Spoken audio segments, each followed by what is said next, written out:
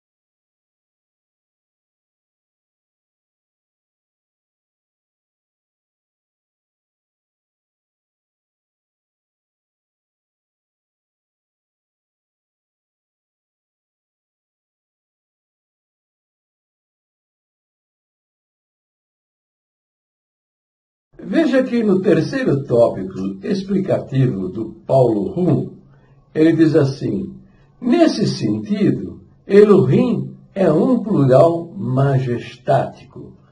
Bom, o que quer dizer plural majestático? Quer dizer que no Velho Testamento está aparecendo a palavra Elohim, que embora signifique deuses no plural, né? Está dizendo, significa apenas que ele é majestoso, é grande, é superior a tudo, grande em dignidade e assim por diante, né? Mas, veja, aparece a palavra Elohim no Velho Testamento 2.602 vezes. E isso mostra, são vislumbre da Trindade. Para que os judeus, quando o Senhor Jesus entrasse no mundo e trouxesse a sua pregação, os judeus pudessem observar que o ensino do Velho Testamento admite a personalidade do Messias como parte inerente de Deus. Por exemplo, a declaração de Gênesis 1 traz o verbo, o nome no plural e o verbo no singular. Os deuses criou o céu e a terra, né? O que revela a Trindade na unidade, né? Construção similar aparece em várias partes do Antigo Testamento. No versículo 26, Elohim diz, né? E disse Deus, e disse Elohim, plural, né? Façamos o homem à nossa imagem e semelhança. O verbo fazer no plural, façamos nós. Você lê também Gênesis 3, 22, onde está escrito: então disse o Senhor Elohim, quer dizer, disse os deuses, né? Eis que o homem é como um de nós, né? Você lê também lá em Gênesis 11, versículo 7, a destruição da Torre de Babel, né? Quando Deus desceu e confundiu as línguas, disse: eia, pois, desçamos e confundamos ali a sua linguagem. O verbo descer, o verbo confundir no plural. Então, a Trindade você vê não somente no nome Elohim, mas você vai perceber dentro do contexto bíblico. Por quê?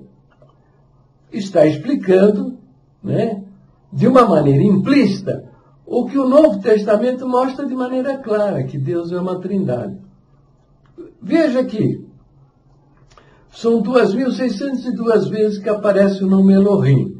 Todas as vezes que o verso se refere a divindades falsas, ao politeísmo praticado por outras nações, o nome Deus está Elohim, o verbo e os seus complementos estão no singular, aliás, no plural.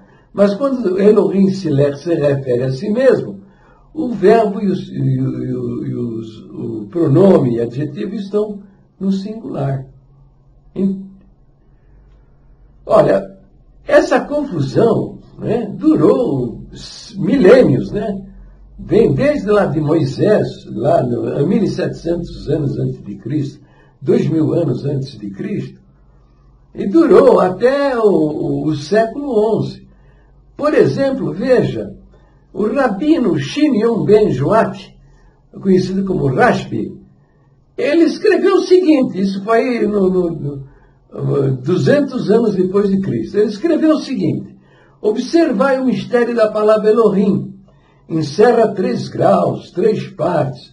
Cada uma destas partes é distinta e é uma por si mesma. E não obstante, são inseparáveis uma da outra. E estão unidas juntamente e formam um só todo. Está entendendo? O que significa estas palavras? Essas palavras aí é a doutrina da Trindade. Né? O valor dessa afirmação reside no fato de que esse rabino é um dos mais famosos de Israel depois de Akiva. E por se tratar de uma autoridade monoteísta conhecida dentro do primeiro século da era cristã.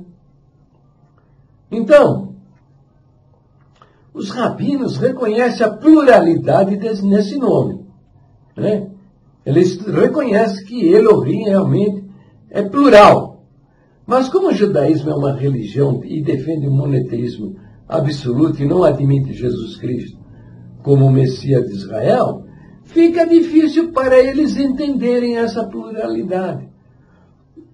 Para explicá-la, argumento ser um plural de majestade.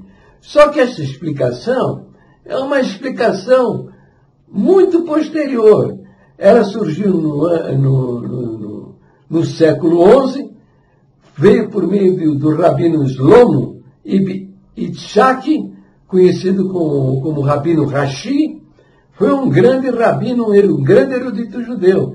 Ele nasceu no ano de 1040. Foi ele que criou isso, esse tal de plural de majestade, dizendo que o plural de majestade não significa haver mais de uma pessoa na divindade. E essa declaração do rabino Rashi foi então aceita e consagrou-se no meio judaico para explicar, né, essa coisa terrível, né, essa grande confusão. Né? Deus dizendo-se único, usando a palavra Elohim, que é plural. E falando também o verbo e os pronomes no plural, quando se refere às divindades das demais nações, que eram todos politeístas, e quando falando sobre si mesmo, o nome Elohim no plural, mas o verbo sempre no singular. Então, está explicado aí esse tal do, né, como diz ali o nosso querido Paulo Rum, né? Nesse sentido, Elohim é um plural majestático. Está explicado. Veja, o verso 3 continua dizendo, e disse Deus, façamos o homem à nossa semelhança. Entende? Novamente, o verso 6 diz, né? E disse Deus. No Velho Testamento, você vê sempre o nome de Deus no plural. Isto é uma preparação para a introdução do seu filho no mundo, para que ele fosse assim, porque estas coisas já são manifestas no Velho Testamento, de que Deus não é uma unidade, é constituído de 3 pessoas distintas, como eu vou mostrar para você mais tarde, tá certo? Então veja, agora também vamos então partir lá para a criação do homem, né? O capítulo 2, diz assim, vamos lá. E no verso 26, você lê, e disse Deus novamente, Elohim, né? Façamos o homem à nossa imagem, conforme a nossa semelhança. Tá vendo? Então, façamos, e disse os deuses, façamos nós o homem à nossa imagem, conforme a nossa semelhança, usando a palavra plural, né? Está entendendo? No capítulo 3 do livro de Gênesis, depois da desobediência do homem, você lê o seguinte, que disciplinando o homem pecou diante de Deus, e o verso 7 diz, então foram abertos os olhos de ambos e conheceram que estavam nus, pelo que cozeram folhas de figueira e fizeram para si aventais. Estão entendendo? Então eles viram que eles estavam nus e providenciaram para si uma roupagem para esconder a nudez. Mas essa roupagem não serviu. O que fez Deus? Ele, antes de expulsar o homem e a mulher do paraíso, o verso 21 diz, e o Senhor Deus, o Senhor deuses, né, fez túnicas de pele para banho e mulheres vestidos. Veja, matou o animal, né? Tirou-lhe a pele e vestiu o homem e a mulher. Isso é um símbolo do sacrifício do Senhor Jesus, o cordeiro que foi imolado na cruz do Calvário. E os expulsou do paraíso. Observe também que ele amaldiçoa a serpente, diz a serpente, por inimizade entre ti e a mulher, e entre a tua descendência, a descendência das serpentes, e a sua descendência, a descendência da mulher. Esta te ferirá na cabeça. Que isso daqui é o tipo da pessoa do Senhor Jesus humano. É uma figura da vinda do Messias, que feriria a morte, o pecado, o mal, o diabo na cabeça. E tu lhe ferirás o calcanhar. Quer dizer, simbolizando a crucificação do Senhor Jesus na cruz do Calvário por amor das nossas almas. Tá certo? Bom, então, atenção, você que quer salvar-se por meio das suas boas obras, da sua firmeza, da sua fidelidade, porque você é um santo de Deus que não peca, não sapeca, não dá bola para boneca, que você é um crente de um sistema religioso que salva a sua alma porque batizou. Entendeu? Isso são coisas que você pode fazer. Tá? É você que decide fazer. E o Novo Testamento fala claramente que a salvação não é por meio de boas obras. A ideia de se salvar fazendo alguma coisa é desde o princípio da humanidade. Veja, Adão se esforçou para se vestir a sua nudez para esconder o seu pecado. Mas essa vestimenta não serviu. O Senhor abateu o animal, tirou da pele e cobriu a nudez de Adão e Eva com a pele desse animal. Entendeu? Você vê isso também lá no Monte Horebe, a Abrão, levando seu filho para o sacrifício. E na hora de executar, oferecer seu filho em sacrifício, matar, com o cutelo na mão, matar o seu filho, o Senhor falou com ele: Abrão, não faças tal. Eis aí o cordeiro para o sacrifício. João Batista disse: eis aí o cordeiro de Deus, que tira o pecado do mundo. Esse episódio, nos primeiros versos da Bíblia, está falando da justificação do homem diante de Deus. Que não há nada, absolutamente nada, que você possa fazer para se apresentar diante de Deus. As obras têm que ser uma consequência da nossa salvação, não a razão da nossa salvação. A razão da nossa salvação é que o Cordeiro de Deus expiou as nossas culpas na cruz do Calvário. Está lá no capítulo 53 de Isaías. Ele foi moído pelos nossos pecados, esmagado por nossas iniquidades. O castigo que nos traz a paz caiu sobre ele, e pelas suas pisaduras nós fomos sarados.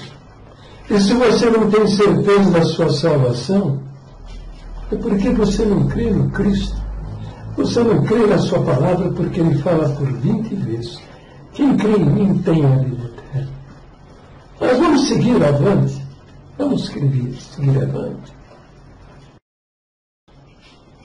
Eu fiz uma tabela de versículos da Bíblia, onde eu mostro a doutrina da Trindade em cerca de 400 versos. Você acha isso nesse blog aqui, né? Este fórum aqui, ó. Nas pegadas do Mestre Jesus. Tá? Procura na busca, coloca lá, ó. Coloca doutrina da Trindade. Ok? Faz a busca ali, você vai descobrir uma coisa importante, que a Bíblia toda mostra isso. Tá ok? Ó. Você vai encontrar muitos documentos meus que eu produzi aqui, vários artigos, né? Ok?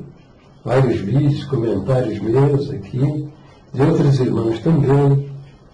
Agora vamos ver aqui a página 2, né?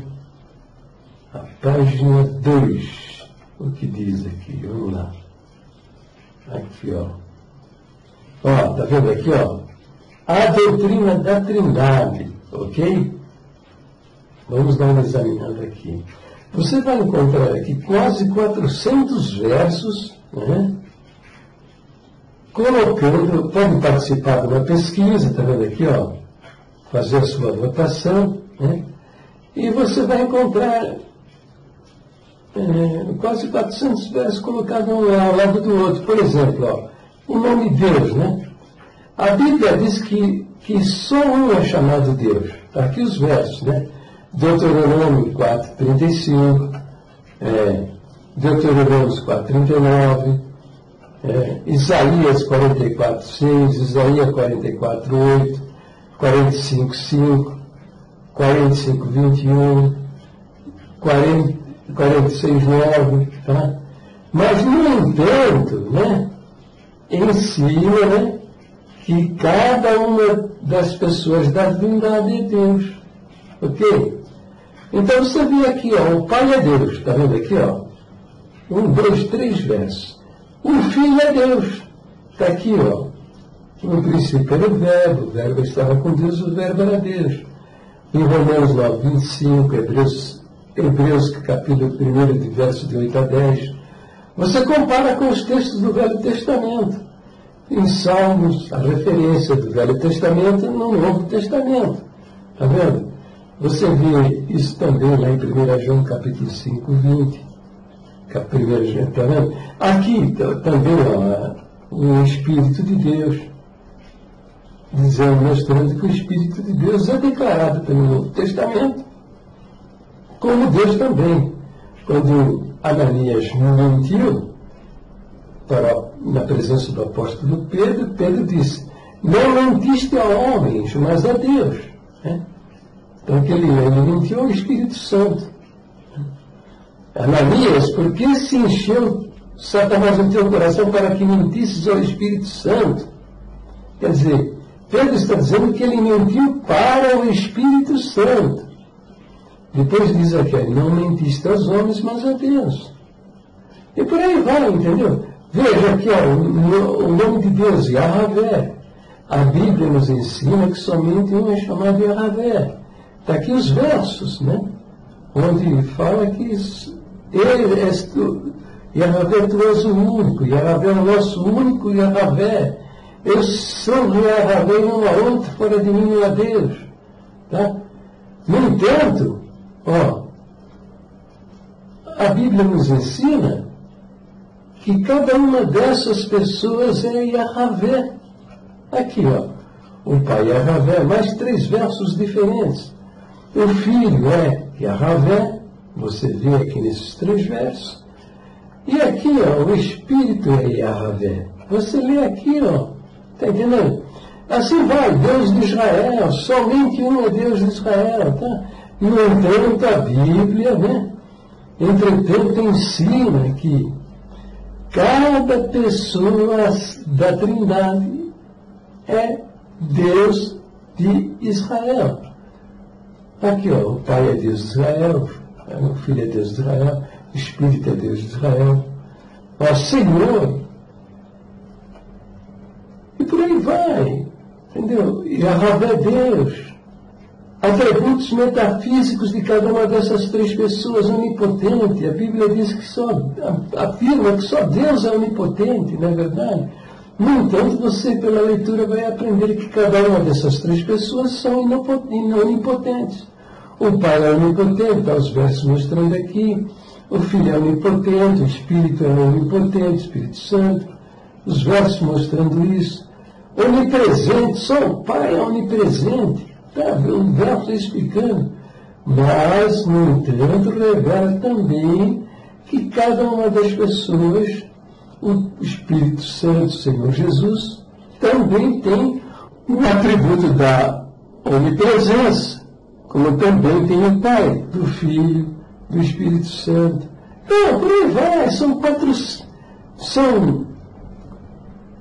27 arquivos, tá? Eu estou tratando só desses aspectos. Agora, o significado das palavras, como eu fiz lá nos primeiros versos do livro de Gênesis, mostrando isso, né? Se você compara aqui com o Evangelho de João, né? No princípio era o verbo estava com Deus, e o verbo era Deus, né? A palavra verbo é voz, é enunciação, entende? Então, você vê lá no princípio que Deus não fez nada com as suas mãos. Ele falou e aconteceu. O livro de Gênesis diz, né? E disse Deus, haja luz e houve luz. E disse Elohim, né? Os deuses, haja luz e houve luz. Então, e disse Deus, haja um firmamento no meio das águas, né? É Deus falando. É o que você vê lá no Evangelho de João. Todas as coisas foram feitas por ele, sem nada do que foi feito se fez.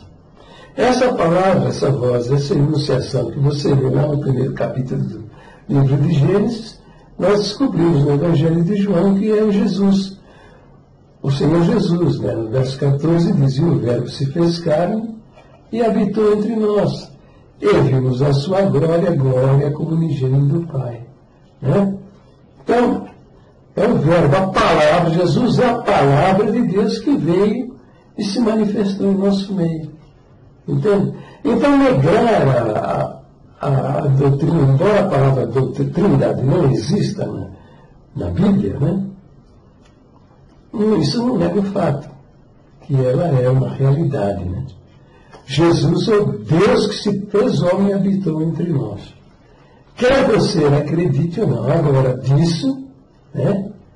Disso depende a sua salvação. Porque ele falou, veja, se não crer que eu sou, perecereis nos vossos pecados. Então está aqui, ó, procurando uma busca aqui, para achar onde está escrito isso, acho que é em João 8. Então é João 8, 24. Vamos ver aqui, ó. João capítulo 8, né? Versículo 24. Ele diz assim, ó. Por isso vos diz que morrereis em vossos pecados, porque se não creres que eu sou, ó, eu sou. Essa palavra eu sou aqui, o Senhor Jesus estava falando em aramaico. E ele estava pronunciando aqui o nome de Deus, que apareceu a Moisés lá no livro de Êxodo. Né? No livro de Êxodo, está aqui, ó, quer ver? Livro de Êxodo, vamos abrir aqui, ó. Êxodo capítulo 3. Em Êxodo capítulo 3, versículo 14. Capítulo 3, versículo 14, aqui, ó, no capítulo 3. Moisés perguntou, né? Ele estava aflito, ele perguntou. Então disse Moisés a Deus, eis que quando foram os filhos de Israel e lhes disseram, Deus dos vossos pais me enviou a vós, e eles me perguntaram, qual é o seu nome, o que lhes direi? Respondeu Deus a Moisés, eu sou o que sou, assim dirás, né? Assim dirás ao meu povo, eu sou, né? Assim dirás aos filhos de Israel, o Senhor, eu sou, me enviou a vós. Esse é o nome de Deus, eu sou. Ele não era e nem será. Ele é o sou.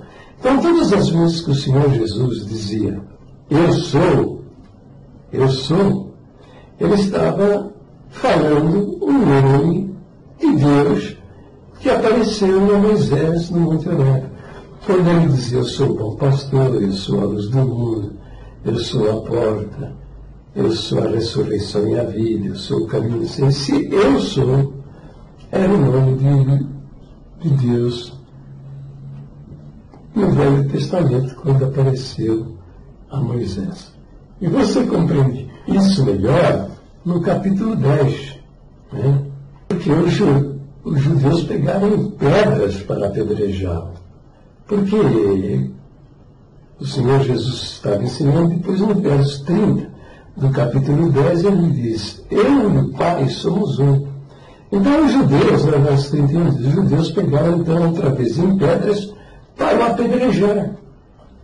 E Jesus respondendo: por que eles fizeram isso?